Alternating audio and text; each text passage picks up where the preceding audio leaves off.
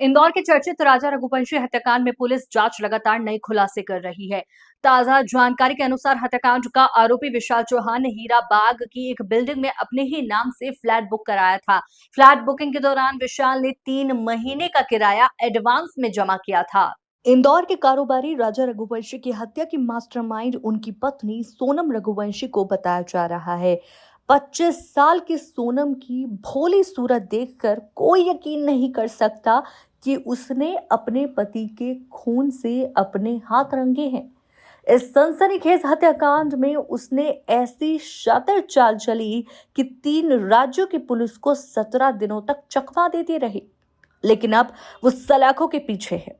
Shillong police की remand में उसकी साजिश की परतें उधर रही हैं। इसके बावजूद इस हत्याकांड में छठे किरदार का रहस्य भी उजागर हो रहा है। आखिर कौन है वो शख्स?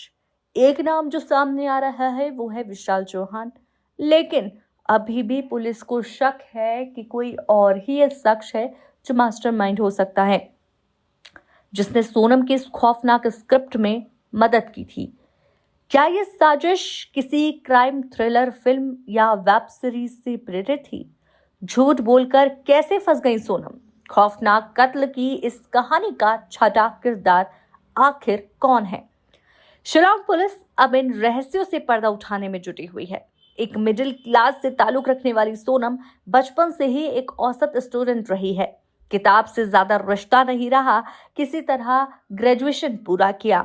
इसके बाद अपने परिवार के बिजनेस में ही जुड़ गई।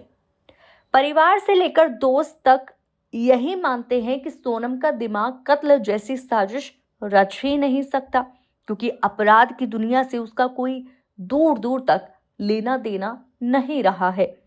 दूर दूर तक परिवार की कोई क्रिमिनल हिस्ट्री भी नहीं है।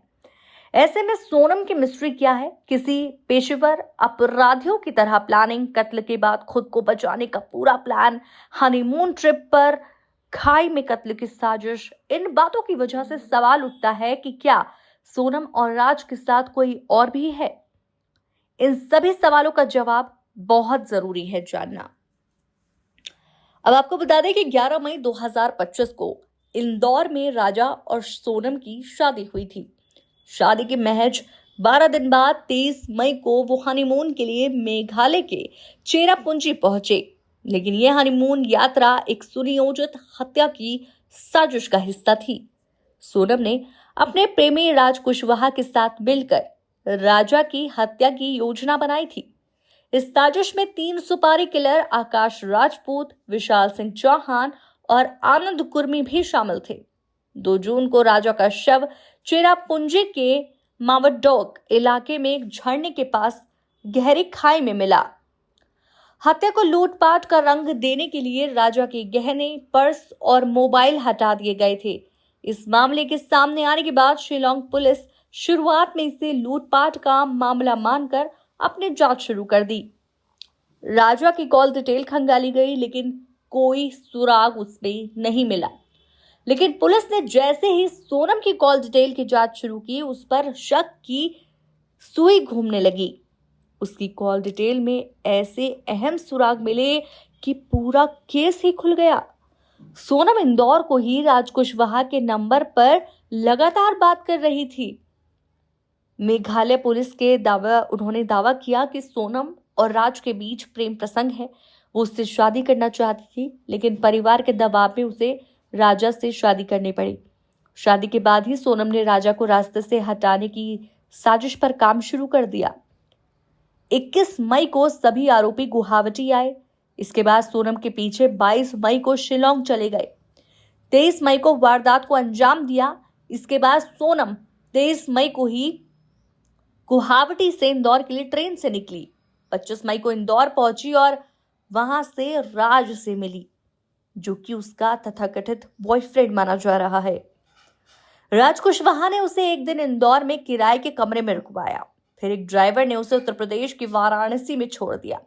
हत्या के बाद सोनम और राज लगातार आपस में बात कर रहे थे। सोनम और राज ने शिलोंग आने के बाद अपना कोई फोटो नहीं लिया और ना ही उसे अपलोड किया, लेकिन सोनम से राजा के अकाउंट से हत्या के बाद पोस्ट किए, जो उससे संदेह में घर ले लाया।